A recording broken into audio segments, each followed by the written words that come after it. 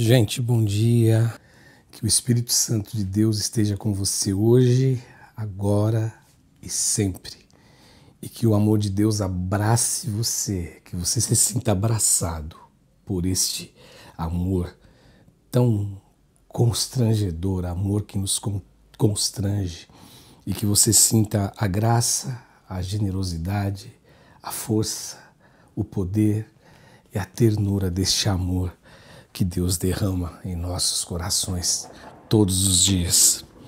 Hoje eu separei um texto para a nossa conversa, para a nossa meditação, que ele está no livro dos Salmos, e hoje eu quero ler o Salmo de número 2, que ele diz assim: por que se amotinam as nações? Por que os povos tramam em vão? Os reis da terra tomam posição e os governantes conspiram unidos contra o Senhor e contra o seu ungido e dizem: façamos em pedaços as suas correntes e lancemos de nós as suas algemas. Dos céus, do seu trono dos céus, aliás, do seu trono nos céus, o Senhor põe-se a rir e caçoa deles. Em sua ira os repreende e em seu furor os aterroriza, dizendo: eu mesmo estabeleci o meu rei em Sião, no meu santo nome, no meu santo monte. Proclamarei o decreto do Senhor. Ele me disse: tu és meu filho e hoje te gerei. Pede-me e te darei as nações como herança e os confins da terra como tua propriedade. Tu as quebrarás com vara de ferro e as despedaçarás como um vaso de barro. Por isso, ó reis, sejam prudentes, aceitem a advertência. Autoridades da terra, adorem ao Senhor com tremor, adorem ao Senhor, adorem o Senhor com temor e exultem com tremor. Beijem o Filho, para que ele não se ire e vocês não sejam destruídos de repente, pois num instante acende-se a sua ira. E como são felizes todos os que nele se refugiam. Como são felizes todos os que nele se refugiam. Eu queria conversar com vocês a respeito do domínio e do poder de Deus sobre nós, sobre a vida humana, sobre todos os seres humanos. E quando a gente abre os nossos olhos, o que a gente percebe no mundo, o que a gente percebe na nossa sociedade, na sociedade da qual fazemos parte, é que sempre existiu, e eu digo um tanto com pesar, mas ao mesmo tempo não sendo alguém ingênuo, sempre existirá em algum momento da história, em algum segmento, rebelião. A rebelião sempre existiu, a rebelião, infelizmente, sempre existirá. E a rebelião, ela acontece, ela é uma realidade, como eu dizia, em todos os segmentos. Nós temos rebelião na família, com tristeza nós vemos rebelião, às vezes dos filhos contra seus pais, nós vemos rebelião no governo, nós vemos rebelião no trabalho, e com mais tristeza ainda, nós vemos muitas vezes rebelião dentro da comunidade do Cristo, dentro da igreja. Rebelião de pessoas contra seus pastores, contra seus líderes de departamentos. Enfim, rebelião é algo que acontece o tempo inteiro.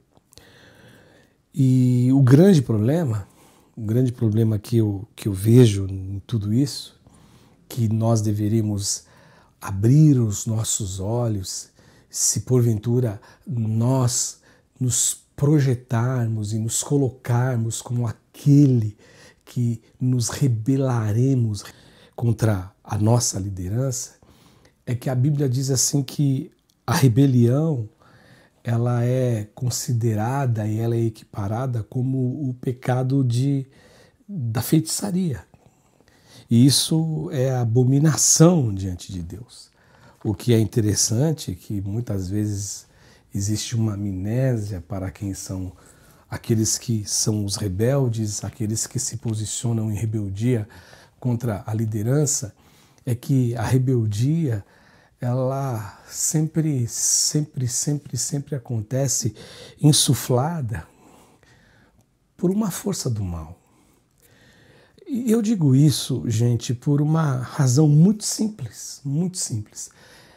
Esta é uma passagem que me vem à mente sempre quando eu estou pregando, quando eu estou orando, quando eu estou nas minhas devocionais, que eu me lembro do Evangelho de João, lá no capítulo 17, quando Jesus ele está com os seus discípulos, participando com eles na última Páscoa da vida dele, porque ele morreria na sexta-feira. E Jesus, ele, no momento de orar, quando Jesus faz aquela oração sacerdotal, o Senhor Jesus, ele ora para que nós tivéssemos na nossa cabeça a compreensão, o entendimento, o discernimento da necessidade de nós sermos um, de nos tornarmos um. E a oração dele é muito forte, é muito tocante. No meu caso, para mim, eu vejo assim, eu a percebo assim, porque ele fala assim, que eles sejam um, como nós somos um. Como nós somos um. Para que o mundo saiba que tu me enviaste. O Deus que nós pregamos, o evangelho que nós anunciamos, a palavra que nós dizemos, é a palavra que nos transformou, é a palavra que de verdade ela nos mudou. E eu estou dizendo tudo isso porque a grande verdade é que quando existe a rebelião ela só acontece, ela só ocorre quando alguém olha para a sua liderança e ele se julga melhor do que o seu líder. Ele acha que ele pode fazer melhor. Ele acha que ele pode fazer coisas que serão muito mais significativas para aquela sociedade, para aquela comunidade que ele faz parte. E sendo bem sincero, talvez possa ser até verdade. Que talvez aquela pessoa, ela carregue dentro dela um dom, um potencial, que foi Deus quem deu a ela, que ela poderia fazer melhor. Mas o grande problema é que a Bíblia não nos orienta assim. A palavra de Deus não nos orienta assim. A palavra de Deus, ela nos mostra que nós devemos, pelo contrário, orar pelas nossas lideranças, orar pelos nossos governantes, para que a gente tenha uma vida quieta, sossegada, e quem assim faz não precisa temer a liderança, e que toda a liderança, que todo o poder, ele é instituído por Deus. Afinal de contas, vocês se recordam quando Pilatos ele ameaça Jesus, e Jesus foi muito claro, esse poder que você tem, esse poder que você detém em tuas mãos, é o poder que você recebeu de Deus, do meu Pai. Você não teria nenhum poder se o meu Pai não tivesse delegado e dado a você esse poder. Portanto, a rebelião ela é muito séria, porque quando a gente se rebela contra alguém, no fundo, no final da história, a gente está se rebelando contra Deus. No fundo, a gente está se rebelando contra o Senhor. É contra Ele que nós batemos de frente. É contra Ele que nós vamos de encontro para bater, para cobrar, para fazer alguma coisa. É contra Ele que a gente luta. E nesse texto aqui, nesse texto do Salmo de número 2, esse texto aqui, a rebelião, e olha que interessante, né? Eu uso muito essa expressão interessante, eu costumo dizer para os irmãos, para vocês, que às vezes não é nem a forma correta de usar a palavra, mas o que é interessante, o que é curioso aqui, é que na medida que você vai sendo assim alguém que se torna rebelde, é que quando a gente vai caminhando nessa estrada, essa estrada é muito perigosa, porque no final de tudo a gente corre o risco de estar se rebelando contra Deus. Aliás, não, corre o risco não sempre é contra Deus, porque Deus está no comando de tudo. Deus não perde o controle. E nesse salmo, o que está acontecendo aqui é que as nações, os povos, os reis da terra, como diz o salmista, eles estão se rebelando contra Deus. É contra Deus. E o que é muito, muito curioso é que existe por parte do salmista um questionamento. É uma pergunta. Ele começa, por quê? Por quê? E não é porque esse porquê dele é que ele não entende a razão. Na verdade, o porquê dele é como se ele estivesse dizendo, vocês estão fazendo isso e o que vocês estão fazendo nessa rebelião contra o Deus dos céus, contra o Senhor dos exércitos, contra o Criador de tudo, vocês estão cometendo uma tremenda de uma besteira, porque não existe nenhuma possibilidade de que essa rebelião dê certo, de que essa rebelião ela prospere. Não existe, não existe. Rebelião sempre é algo destrutivo, é algo que não é bom, é algo que não é bacana, é algo que não é de Deus, não tem o Espírito de Cristo nessa história de rebelião. E ele diz assim, ó, por que vocês se amotinam, no versículo 1? Por que se amotinam as nações? Por que os povos, olha o que ele diz, tramam em vão? Existe uma trama, existe uma estratégia, mas essa trama e essa estratégia, ela é em vão. Os reis da terra, no versículo 2, ele diz assim, tomam posição. Os governantes, eles conspiram, unidos contra o Senhor e contra o seu ungido. E dizem, façamos em pedaços as suas correntes e lancemos de nós as suas algemas. Só que o salmista está dizendo, tudo isso é em vão. Eu me lembro agora, falando com vocês, quando lá no Gênesis 11, eles construíram, ou pelo menos tentaram construir, a Torre de Babel. Existia ali um espírito de rebelião. Existia ali um espírito de independência em relação a Deus. Ou seja, existia ali uma união que era uma rebelião contra Deus. E a história a gente já sabe, Deus confundiu a língua dessas pessoas. Aqui, o que o salmista está dizendo é que existe uma grosseria enorme. Existe um erro estratégico enorme. Por que os reis, por que os povos, por que os governantes conspiram contra ungidos, dizendo que eles serão capazes de quebrar, de fazer em pedaços as algemas, as correntes? Não. E aí o verso 4, a partir do verso 4, o que existe aqui é uma linguagem onde o salmista ele diz assim que Deus, ele olha, e na mente do salmista que escreve, deste homem que teme a Deus, desse escritor que ele conhece Deus, porque é assim que eu vejo, é assim que eu discerno, é assim que eu percebo esse texto, ele fala assim, olha, do seu trono, o Senhor vai rir deles. A primeira coisa que existe é uma posição divina, no sentido de olhar e falar, cara, eles estão brincando, eles estão de brincadeira. Ninguém pode ir contra Deus, ninguém pode ir contra Deus. Deus é todo poderoso, ele tem o controle de todas as coisas. A Bíblia diz que o inimigo, o anticristo, no final da história da humanidade, que ele vai ser derrotado com o sopro da boca. O inimigo será destruído com o sopro da boca de Deus. Ou seja, é muito poder. A nossa luta contra o divino é uma luta desigual. É uma luta que não tem como a gente conseguir sucesso. Não tem como.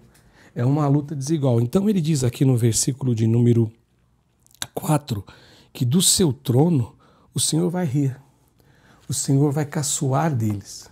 Só que as coisas vão acontecendo de um certo modo, as coisas vão acontecendo de uma certa maneira, que Deus está dizendo o seguinte, primeiro Deus ele ri, Deus zomba, mas isso desencadeia um outro processo. E o processo que é desencadeado aqui é que na ira dele, aliás, o versículo 4, do seu trono, nos céus, o Senhor põe-se a rir e caçoa deles. Mas aí existe uma outra coisa que acontece. Existe primeiro um riso de Deus. Deus ele zomba deles, porque não existe como ninguém lutar contra Deus, mas isso desencadeia a ira de Deus contra eles. Deus está dizendo, em sua ira, o salmista diz, ele os repreende e em seu furor ele os aterroriza dizendo. Ou seja, então essas pessoas que se colocam, os reis, os governos, os povos, como diz aqui no versículo 2, que tentam tramar contra Deus, contra o rei dos reis, ele primeiro ri, depois vem a ira de Deus e vem sobre eles um terror.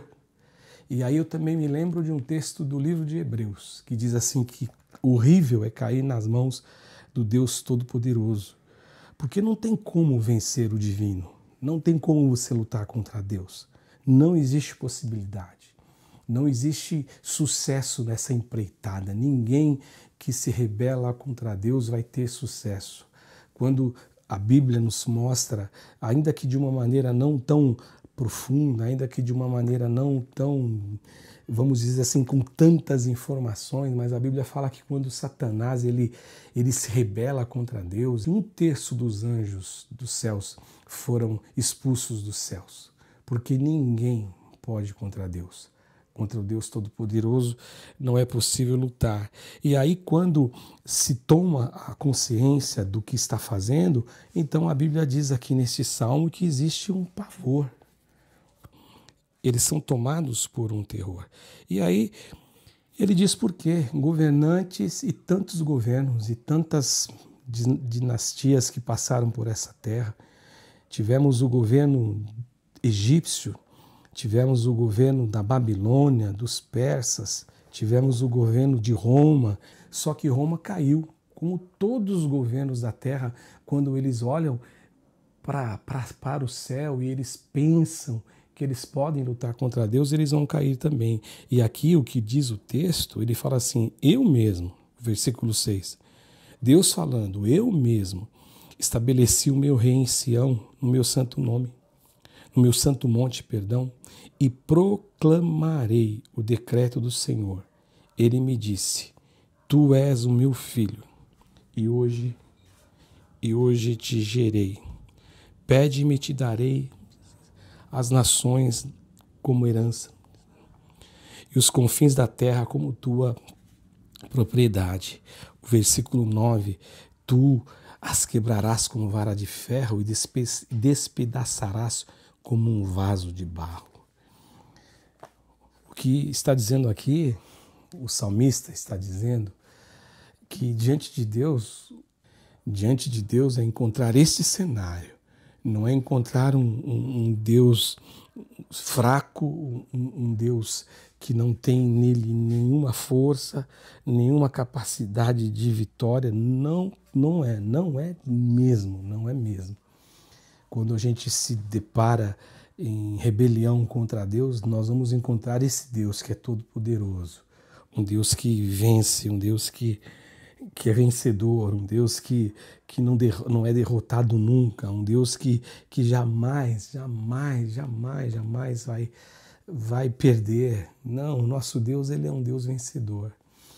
O verso 10, o salmista ele fala assim, por isso, reis, se vocês quiserem e puderem ouvir um conselho, o conselho que eu dou a vocês, o conselho que eu entrego a vocês sejam prudentes, aceitem a advertência, autoridades da terra.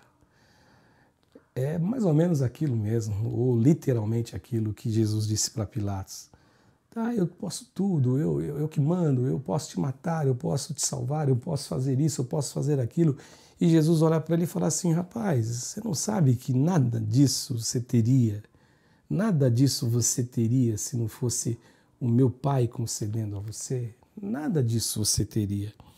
E aí ele, aqui está dizendo o salmista para os reis, para as autoridades, para os líderes dos povos, para todos eles. Ele está dizendo, ó, tenham prudência, tenham prudência.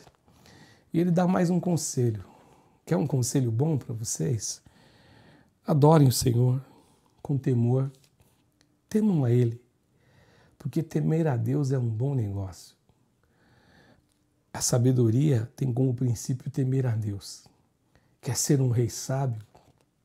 Quer ser um governante cheio de sabedoria, que abençoe os seus liderados, as pessoas que Deus confiou em suas mãos? Tenham temor, exultem com tremor diante de Deus.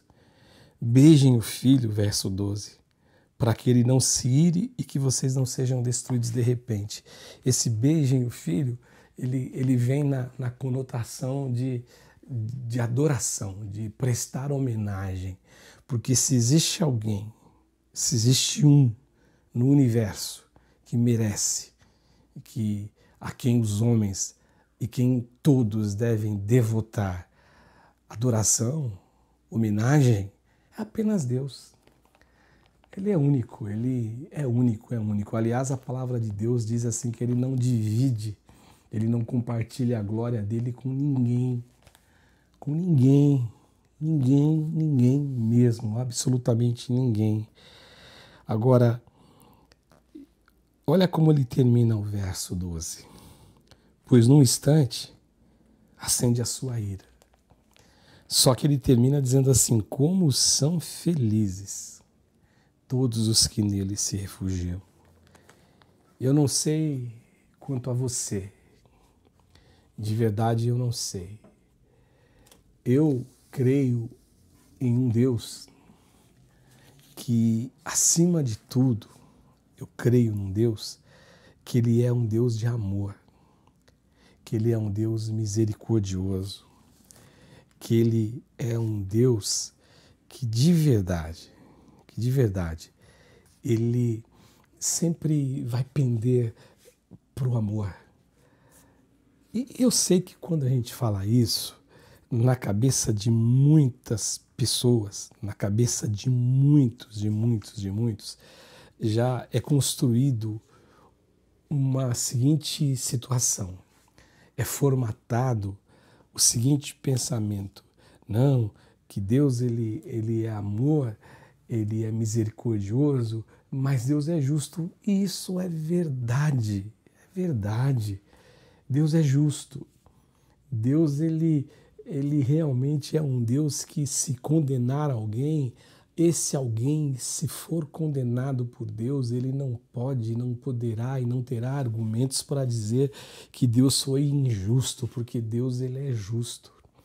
Mas quando eu falo sobre essa questão verdadeira que o Evangelho nos ensina, a revelação de Deus em Jesus nos ensina isso, que Deus é amor, que Deus pende sempre para o lado do amor, eu não estou aqui afirmando, gente, que eu posso viver a minha vida do jeito que eu quero, eu posso viver a minha vida fazendo o que eu quero, eu posso fazer da minha vida o que eu quiser, o que eu bem entender, ainda que o que eu quiser e o que eu bem entender bata de frente com a Bíblia, com a palavra, aliás, eu vou corrigir, bata de frente com Jesus, com os princípios de Jesus, com quem Jesus nos ensinou, com quem Jesus nos ensinou a ser. Ou seja, o Jesus que nos ensinou a viver do jeito que ele viveu. É isso que eu quero dizer.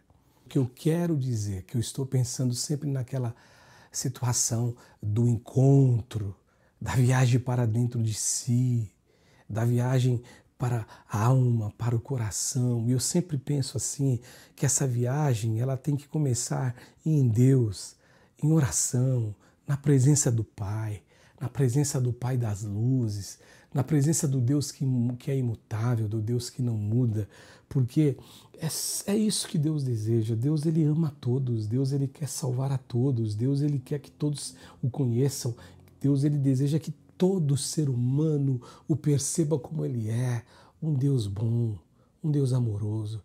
Mas para isso ele pede renúncias, sim, ele pede isso, porque o final aqui do Salmo, ele é categórico, ele é muito categórico. ele fala assim, ó, beije o filho para que o filho não se irrite. Ou seja, tem uma atitude de adoração, tem uma atitude de veneração e não beije o filho como Judas o beijou. Não, mas beije com sinceridade, beije com verdade, beije-o adorando, beije-o com veneração, beije-o com gratidão, porque ele de verdade merece todo o nosso louvor. Ele é digno do nosso louvor. Mas olha como ele termina. Ele termina dizendo assim, ó, como são felizes todos os que nele se refugiam. Ou seja, o convite do salmista é: venham se refugiar em Deus. Venham se refugiar no Senhor, porque no Senhor há redenção. No Senhor há copiosa redenção. Em Deus há vida de verdade. Em Deus há vitória de verdade. Em Deus não precisa existir rebelião, não existe. Quando você encontra Deus de verdade e você encontra Jesus de verdade em teu coração, não vai existir insatisfação contra o comando dele, porque o comando dele é um comando cheio de graça, cheio de amor, cheio de alegria, cheio de felicidade, cheio de paz, cheio de contentamento, cheio de tudo que pode existir de bom, que vem dele para mim e para você. Vamos orar. Eu quero orar com vocês. Jesus querido, que o Senhor possa tirar do meu coração e do nosso coração todo espírito de rebeldia, todo espírito de rebelião, todo espírito de inveja, porque no fundo, eu acredito que a rebelião nasça e é produção de um coração invejoso, de um coração não sincero, de um coração ingrato, ingrato com aqueles que Deus colocou sobre nossa liderança para nos instruir, para nos abençoar, e que muito menos a gente possa se rebelar contra Ti, que é o nosso Criador, que é o nosso Deus, que nos guarda, que nos cuida, que nos cura, que nos abençoa de tantas maneiras e de tantas formas. Eu oro em nome de Jesus, te pedindo, Senhor, que a minha relação contigo seja uma relação doce, saudável, verdadeira, porque da tua parte eu sei que o será, mas que seja da minha parte. Portanto, Espírito Santo, me ajude, hoje e sempre. É a minha oração. Em teu nome, Jesus. Amém. Amém. Deus abençoe a todos, gente.